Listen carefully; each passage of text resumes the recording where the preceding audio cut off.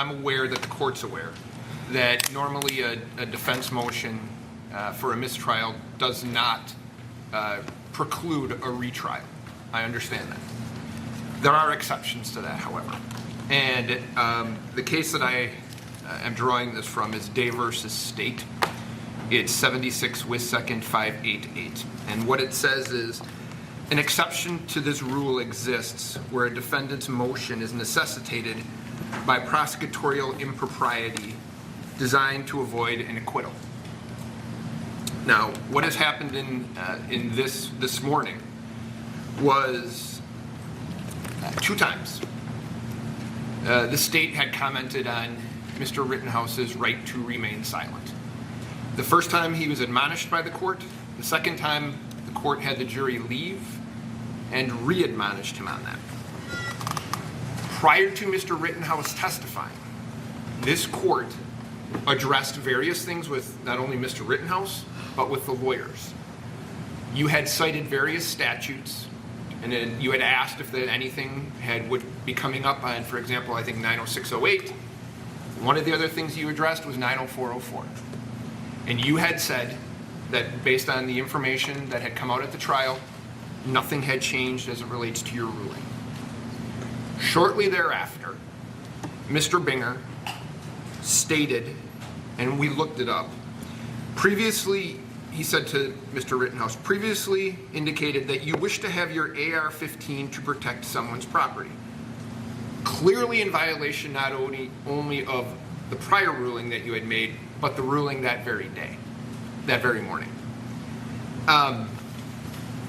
It appears to be that there are 2 really elements the court must consider when making a determination on a mistrial for what amounts to prosecutorial overreaching. And the first one is the prosecutor's actions must be intentional in the sense of a culpable state of mind in the nature of awareness that his activity would be prejudicial to the defendant. I would argue to you that that's clearly aware of that. You had warned him, you had told him prior to Mr. Rittenhouse testifying that these things, certainly the 90404 was off limits. You had warned him about the infringement on his constitutional right to remain silent. He did it again. The second one, I think, requires some action by the court in terms of a finding. The second one says the prosecutor's actions was designed to allow another chance to convict. That is, to provoke a mistrial in order to get another kick at the cat because the first trial is going badly, or to prejudice the defendant's rights to successfully complete the criminal confrontation at the first trial. Now, the case that I had cited is a Kenosha case, State versus Coping. Opening? Yep. 100 Wis 2nd 700. Copening? Yes, sir. In that case, the court didn't make findings regarding the prosecutor's actions. So I don't know that it's my role to sit here and say who's winning. I don't think that's necessarily what I'm supposed to do. But I think the court has to make some findings as it relates to the bad faith on the part of the prosecution.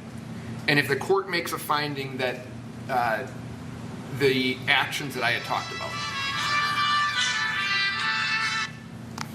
were done in bad faith, then I think both elements for mistrial with prejudice have been met. And I think under the circumstances, based on what I've put forth on the record, I would certainly ask the court to consider those. And I would ask the court grant the motion with prejudice. Thank you. Thank you. State? Your Honor, I would like an opportunity to more fully respond to this with a little bit of research.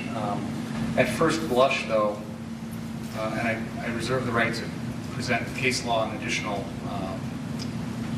sites to the court, but I do want to point out for the record that the defendant has presented interviews to at least one media source and at least one online source since his arrest.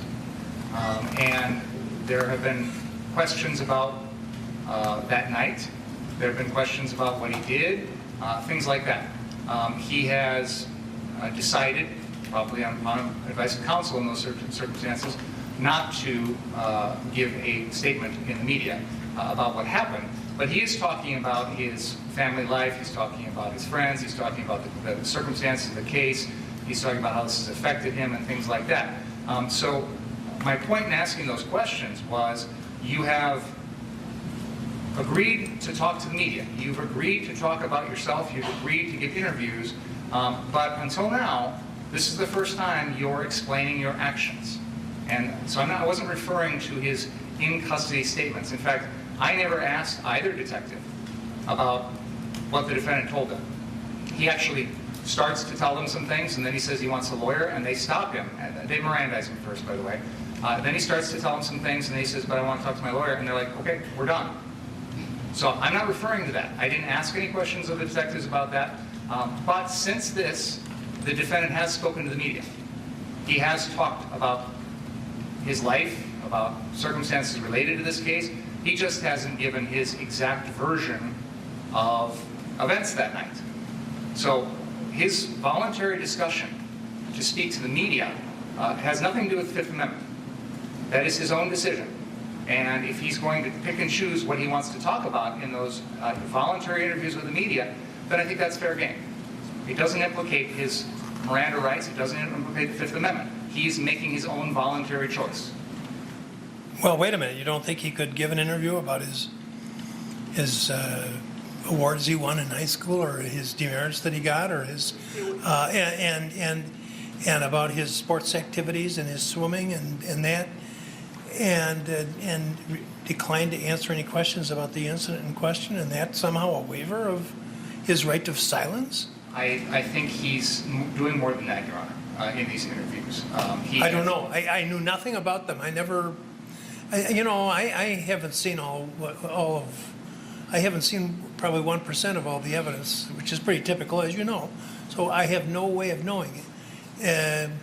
You have some interviews that he gave to media or to whatever? Yeah, there's an interview that we're looking at on our computer right now from the Washington Post, where he talks to them. I know there's one, I think it's either the New Yorker or the GQ magazine, where he speaks to the reporters also. And he doesn't go into specific details about what happened that night, but it's not like it's talking about school or swimming or things like that. Well, no.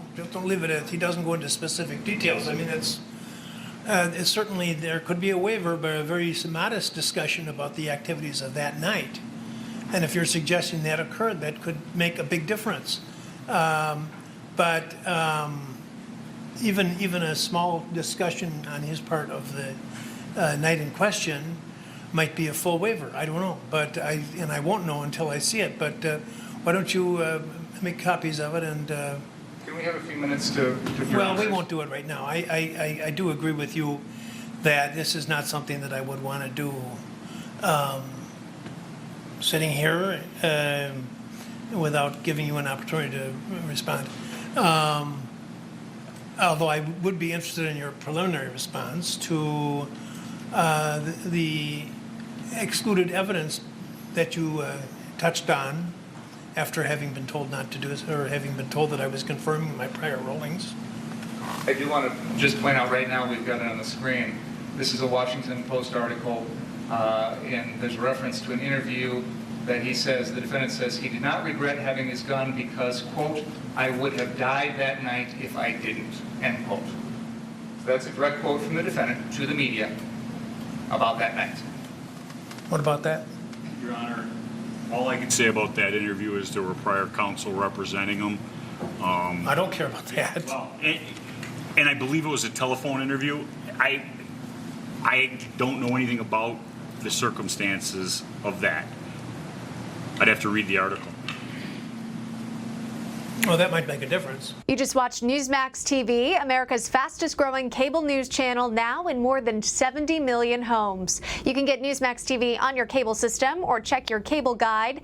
And if your system doesn't carry Newsmax, call them, tell them you want Newsmax TV, because we're real news for real people.